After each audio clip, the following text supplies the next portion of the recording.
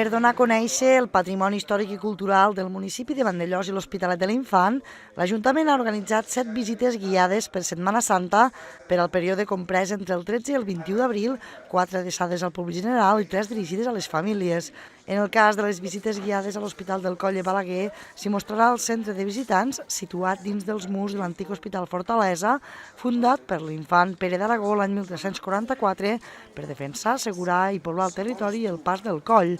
Les visites guiades a aquest bé patrimonial adreçades a les famílies dels dissabtes 13 i 20 d'abril a les 11 del matí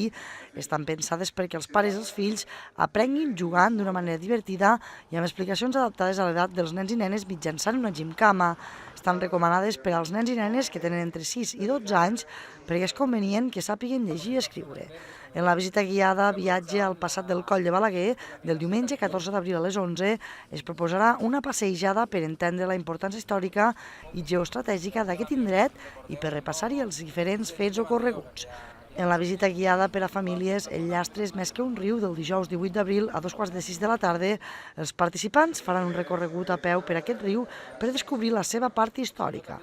Les famílies que facin la visita guiada a l'illot del Torn, els Pirates al Coll de Balaguer, el divendres 19 a les 11 del migdia, podran escoltar les històries de pirates i corsaris que atacaven la costa del mar del Coll de Balaguer i observar les restes de la torre de defensa de l'illot del Torn del segle XVI. En la visita guiada al poblat i Frença d'Antonio Bonet Castellana del divendres 19 d'abril a 2:45 de la tarda s'hi proposarà un recorregut a peu per aquesta obra del cèlebre arquitecte racionalista Antonio Bonet Castellana.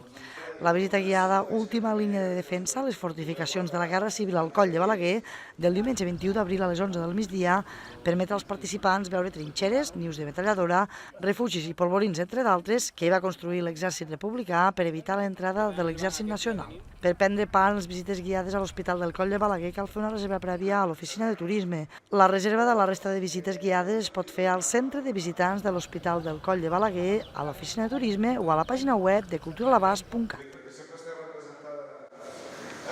Molt jove, està representada molt jove perquè va morir.